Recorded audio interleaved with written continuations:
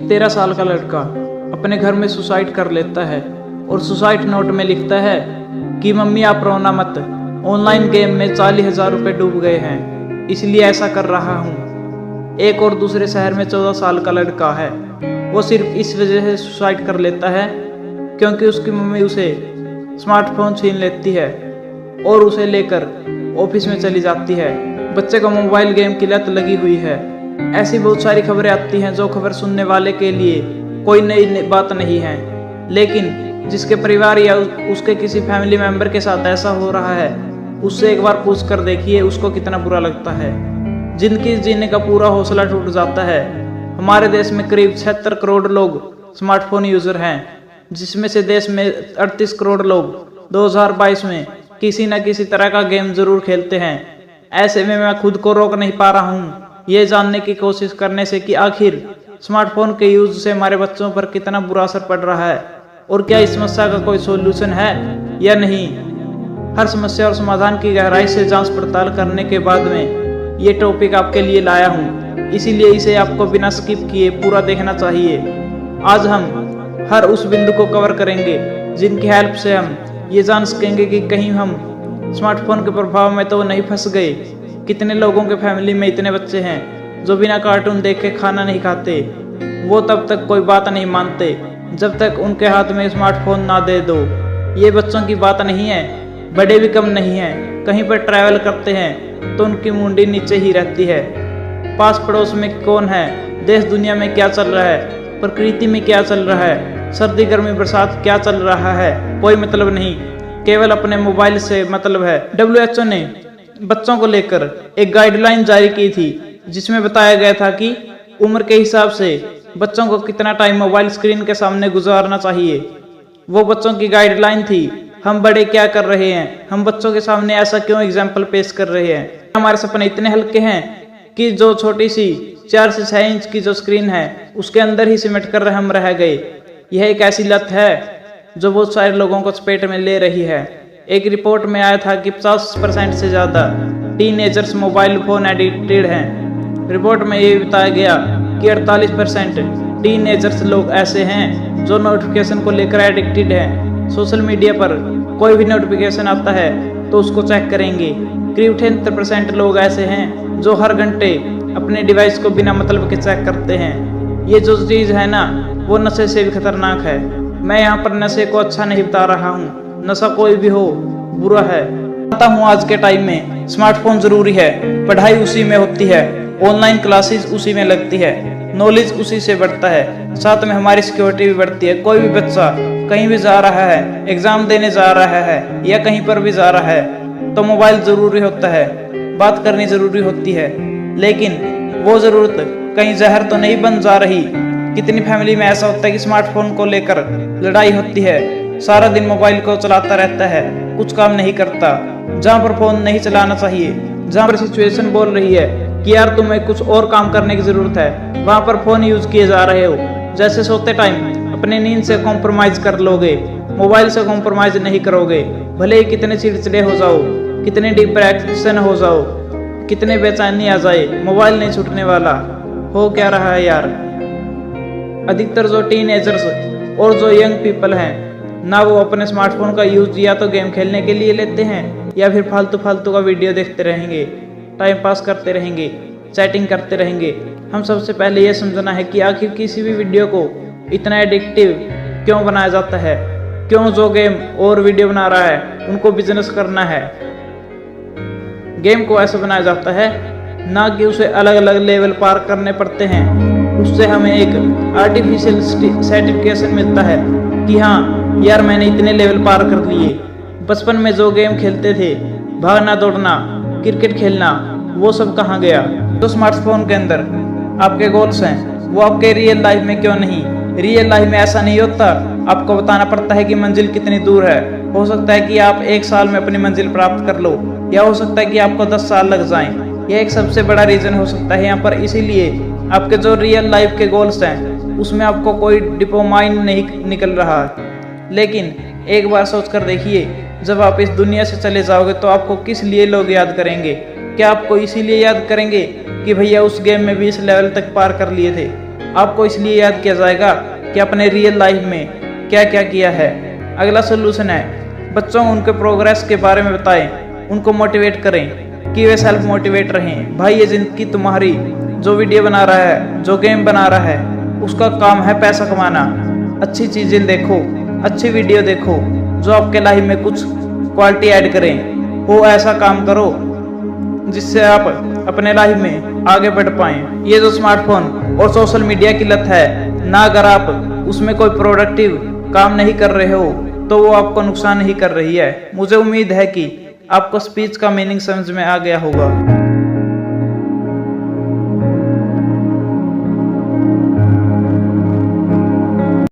Cinema वैसी तरह जिन कई अभिनेताओं को जीवन दिया है, ऐसे एक अभिनेता है शाहरुख खान। शाहरुख खान का जन्म 2 नवंबर 1965 को मीर ताज मोहम्मद खान, जो ब्रिटिश के के दौरान एक स्वतंत्रता कार्यकर्ता थे और लतीफ फातिमा के घर हुआ था। वह आधे हैदराबादी और आधे पठान थे। उन्होंने अपना बचपन दिल्ली में बिताया और अपनी स्कूली शिक्षा कोलंबा के स्कूल से की, जहाँ उन्होंने शिक्षा, खेल और अन्य सभी पाठ्यक्रम गतिविधियों में उत्कृष्ट प्रदर्शन किया। उनके समर्पण को उनके स्कूल ने स्वीकार किया जब उन्हें स्वर्ण ऑनर मिला। उसमें स्कूल में उपलब्ध सर्वोच्च पुरस्कार था। बचपन से उनकी नजर अभिनय की ओर थी। उनमें से कुछ उनके पसंदीदा थे। अमिताभ बच्चन और दिलीप कुमार। अपनी स्कूली शिक्षा के बाद उन्होंने अर्थशास्त्र की डिग्री हासिल करने के लिए हंसराज कॉलेज में दाखिला लिया। लेकिन तब उन्होंने अभिनय कार्यक्रमों को अधिक प्राथमिकता दी। इसका कारण यह था कि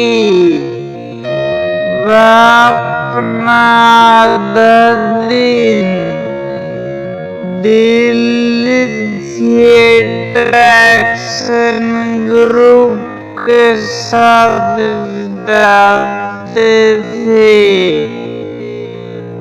और जल्दी उन्होंने नेशनल स्कूल ऑफ ड्रामा में भाग लेना शुरू कर दिया। शाहरुख खान को पहली बार अभिनय मौका साल 1988 में दिल दरिया और फिर फौजी 1989 से मिला। उनके ब्रेकअप वर्ष यही नहीं रुका। उन्हें वर्ष 1989 में एक और सोप ओपेरा में मिला और वह सर्कस था। शाहरुख खान ने उम्मीद पागले की दुनिया, इडियट और इनवर्ट एनी गिव्स इट जैसे टेलीफिल्म मिनी सीरीज और सोप ओपेरा जारी रखे। उनके प्रदर्शन को इंडस्ट्री ने खूब सराहा और यहाँ तक कि उनके लुक को लेकर उनकी तुलना दिलीप कुमार से की जाती थी। जीवन में उन्हें जिस समस्या का सामना करना पड़ा, इसके तुरंत बाद जब उन्होंने अपनी माँ को खो दिया था, तो वह जमीन पर आ गई और फिर उन्होंने इंडस्ट्री में वापस के लिए संघर्ष करना पड़ा। लेकिन उनके अपार समर्पण और इच्छा शक्ति ने उन्हें अवसर दिलाए। बॉलीवुड इंडस्ट्री में करियर वर्ष 1992 में दिल आसना है, उन्हें श्रेष्ठ पुरस्कार भी मिला। जल्दी उन्होंने राजू बन गया, जेंटलमैन और चमत्कार जैसी फिल्मों में अभिनय करना शुरू कर दिया। साल 1993 में उन्होंने कुछ अप्रत्याशित किया। उन्होंने दो नकारात्मक भूमिकाएं चुनी। जब उन्होंने इन्हें सुना तो लोगों ने आलोचना की, लेकिन जल्दी इंडस्ट्री में डर और बाजीगर देखने को मिली। उनकी भूमिकाओं को खूब सराहा गया और वास्तव में उन्हें सर्वश्रेष्ठ अभिनेता का पुरस्कार मिला। फिर अनजान और कभी हाँ कभी ना घटित हुई, जिससे उन्हें एक बार फिर अपने अभिनय के लिए समीक्षकों द्वारा प्रशंसित पुरस्कार मिला। इसके बाद शाहरुख ने दिलवाले दुल्हनिया ले जाएंगे, जिसे भारतीय उद्योग में 1000 से अधिक समय तक चलने वाली सबसे लंबे समय तक चलने वाली फिल्म माना जाता है। और फिर कुछ होता है। यस बॉस, परदेस, दिल तो पागल है जैसी कई और बड़ी हिट फिल्मों के साथ वर्षों को पीछे छोड़ दिया।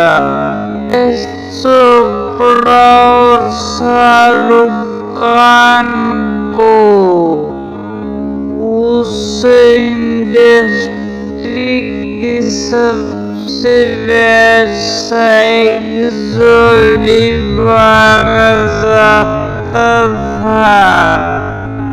दोनों हिट मशीन थे। फिर 2000 के दशक में SRK को कुछ बुरे दौर से गुजरना पड़ा, जहाँ उन्होंने खूबसूरत अभिनय किया, लेकिन फिल्म बॉक्स ऑफिस पर हिट नहीं रही। निश्चित रूप से क्योंकि उनके स्वास्थ्य संबंधी गंभीर समस्याएं थी और उन पर काम का भारी बोझ था। उनमें से कुछ फिल्में अब लोकप्रिय हिट हैं, जैसे फिर भी दिल है हिंदुस्तानी, डुप्लीकेट, बादशाह, अशोक आदि। शाहरुख खान ने ड्रीम्स अनलिमिटेड नाम से एक प्रोडक्शन हाउस खोला था, जो बिल्कुल भी नहीं चला और उस घर के तहत सभी फिल्म प्रोजेक्ट बेकार हो गए। शाहरुख खान की फिल्में फिर उन्होंने कुछ बड़े बैनर प्रोजेक्ट का समर्थन किया, जिनमें पारिवारिक भूमिकाएं थी और कलाकारों की टोली भी थी। कल हो ना हो,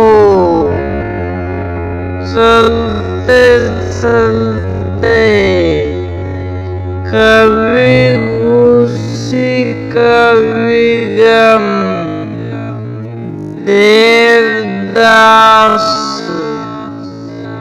और मोहब्बतें जैसी फिल्में काफी हिट रही। जल्दी वह एक निर्माता बन गए और ड्रीम्स अनलिमिटेड को फिर से जीवंत करने और रेड चिलीज एंटरटेनमेंट लिमिटेड बनाने के लिए अपनी पत्नी गौरी खान के साथ साझेदारी की। अपने बैनर तले उन्होंने वीर जागा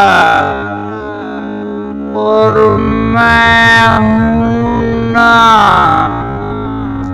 जैसी फिल्में दी जो उस वक्त सबसे ज्यादा कमाई करने वाली फिल्में बनी। उसके बाद उनकी फिल्म स्वदेश को दुनिया भर में समीक्षकों द्वारा सराहा गया और यह नासा परिसर में शूट होने वाली पहली भारतीय फिल्म थी। कई लोग अभी भी इस बात पर बहस करते हैं कि स्वदेश में मोहन का उनको किरदार यकीनन उनके करियर का सबसे प्रतिष्ठित और सर्वश्रेष्ठ प्रदर्शन है। इसके तुरंत बाद का दशक किंग खान के नाम रहा, जबकि उन्होंने कभी अलविदा ना कहना चक दे इंडिया पहली डॉन ओम शांति ओम और रब ने बना दी जोड़ी जैसी सुपरहिट फिल्में दी। इसके अलावा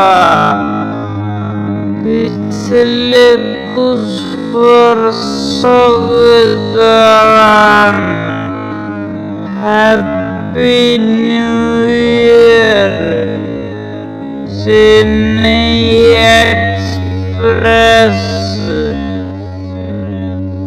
डॉन 2, माय नेम इज खान, दिलवाले, जब तक है जान आदि को देखते हुए उन्हें बॉक्स ऑफिस पर अपार सफलता मिली। शाहरुख खान की निजी जिंदगी। शाहरुख खान के शादी गोरी सिब्बर से हुई और उनके 2 बेटे आर्यन और अब्राम के साथ एक खूबसूरत बेटी सुहाना भी है। उनका घर मन्नत मुंबई शहर में एक ऐतिहासिक स्थान है। उनके जन्मदिन पर उनके घर के सामने सड़क पर उनके झलक पाने के लिए प्रशंसकों का हुजूम उमड़ पड़ा। वह विनम्र, शालीन और हाजिर जवाब माने जाते हैं। वह विनम्र, शालीन और हाजिर जवाब माने जाते हैं। वह सुपरस्टार तो है ही, उन्हें देश के सबसे अच्छे वक्ताओं में से एक भी माना जाता है।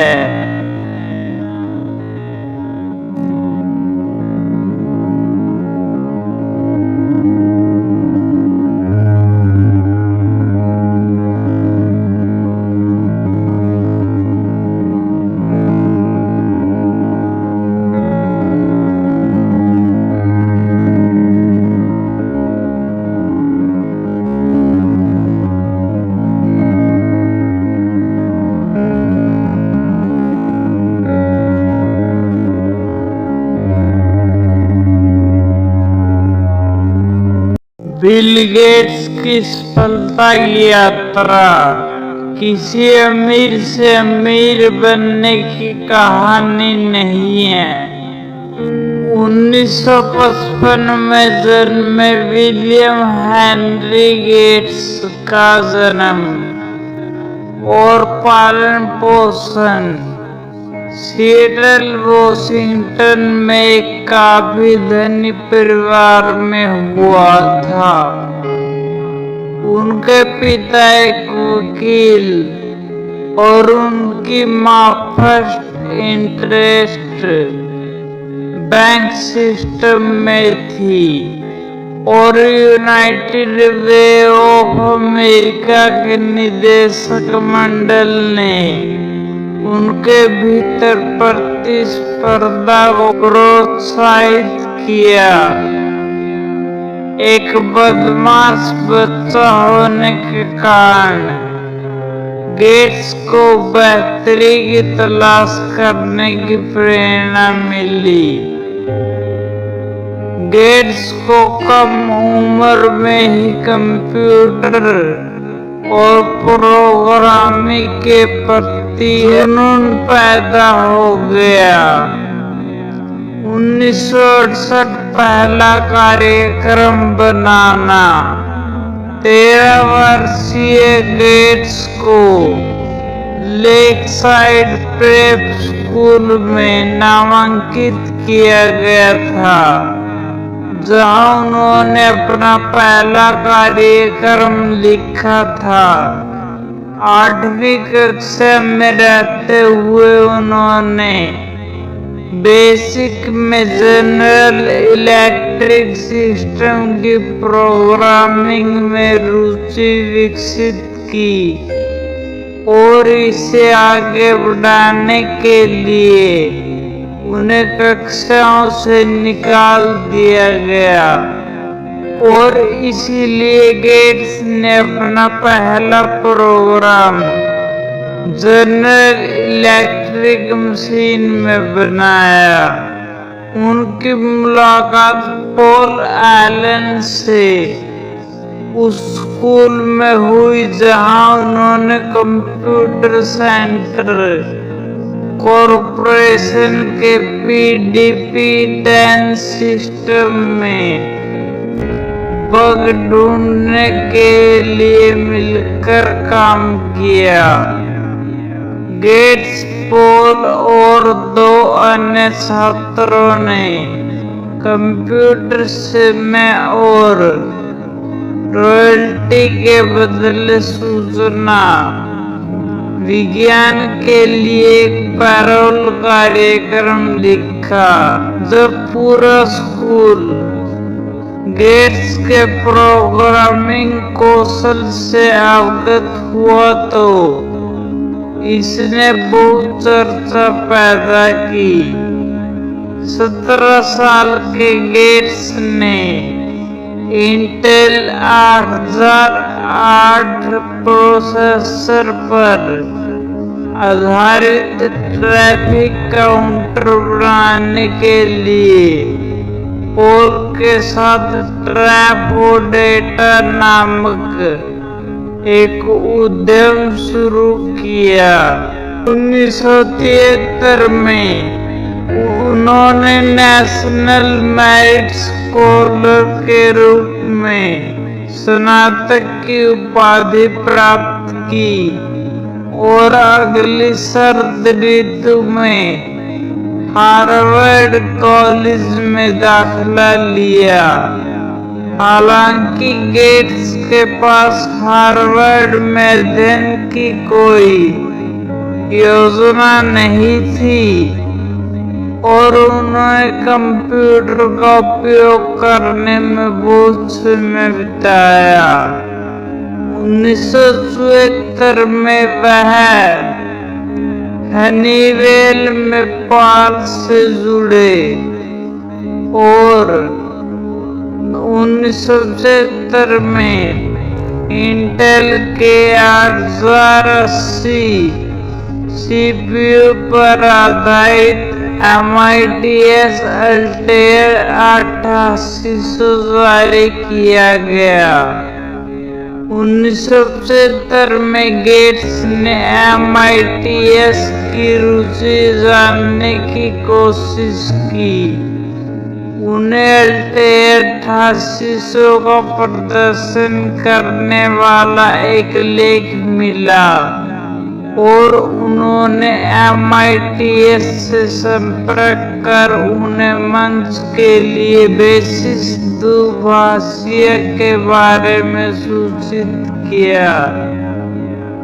हैरानी की बात यह है कि गेट्स और एलन के पास कोई कोड नहीं था और उन्होंने MITS अध्यक्ष से मुलाकात की और एक मिनी कंप्यूटर और बेसिक दुभाषीय पर प्रदर्शित करने के लिए थोड़े समय में एक अल्टेयर एमुलेटर विकसित किया।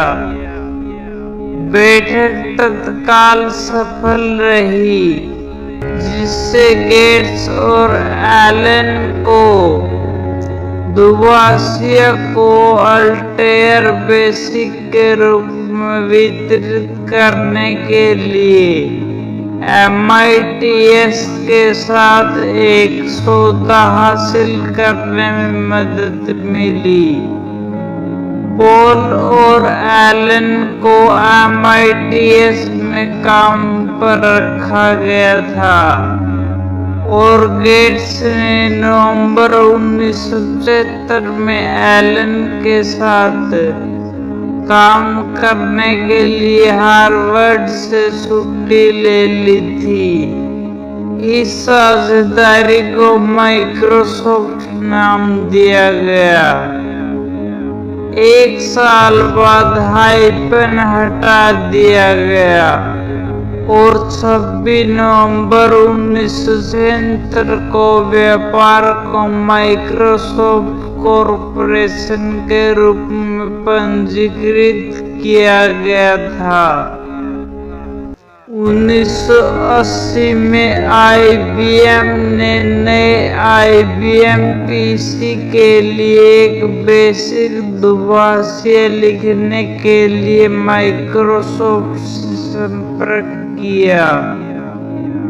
इसने अपने ऑपरेटिंग सिस्टम को IBM कंप्यूटरों के साथ बंडल करने के लिए IBM के साथ साझेदारी की। उस सौदे के तहत IBM ने प्रत्येक बिक्री के लिए माइक्रोसॉफ्ट को रॉयल्टी का भुगतान किया।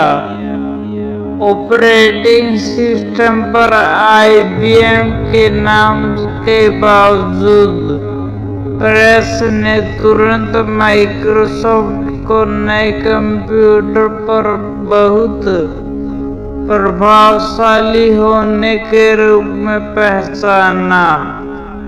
कंप्यूटर को उद्योग के एक विशेषज्ञ ने गेट्स कंप्यूटर कहा था। 1981 में कंपनी का पुनर्गठन किया गया। गेट्स अध्यक्ष और बोर्ड अध्यक्ष बने। 1985 में माइक्रोसॉफ्ट ने माइक्रोसॉफ्ट विंडो का अपना पहला खुदरा संस्करण लॉन्च किया। उसी वर्ष IBM ने माइक्रोसॉफ्ट से उनके कंप्यूटरों के लिए OS/2 नामक एक नया ऑपरेटिंग सिस्टम विकसित करने का अनुरोध किया। हालांकि माइक्रोसॉफ्ट ने उस ऑपरेटिंग सिस्टम का उत्पादन जारी रखा, लेकिन उसने अपना स्वयं का विकल्प भी बेचना जारी रखा, जो OS/2 के साथ सीधी प्रतिस्पर्धा में था। जब माइक्रोसॉफ्ट ने 1990 के दशक में माइक्रोसॉफ्ट विंडोज के कई संस्करण लॉन्च किए तो उन्होंने दुनिया के पर्सनल कंप्यूटरों के 90% से अधिक बाजार हिस्सेदारी पर कब्जा कर लिया था। भविष्य में रचनात्मक मतभेदों के कारण IBM के साथ माइक्रोसॉफ्ट की साझेदारी खराब हो गई। हालांकि तब से माइक्रोसॉफ्ट ने पीछे मुड़कर नहीं देखा और सॉफ्टवेयर उद्योग में एक इतिहास रच दिया। जब बिल और पॉल एलन ने माइक्रोसॉफ्ट की शुरुआत की तो हर डेस्कटॉप और हर घर में कंप्यूटर का उनका सपना ज्यादातर लोगों को दूर की कोडी लग रहा था। आज माइक्रोसॉफ्ट और कई अन्य कंपनियों के कारण वह दृष्टिकोण दुनिया के विभिन्न हिस्सों में एक वास्तविकता बन गया है। व्यक्तिगत प्रौद्योगिकी समाज का एक अभिन्न अंग बन गई है।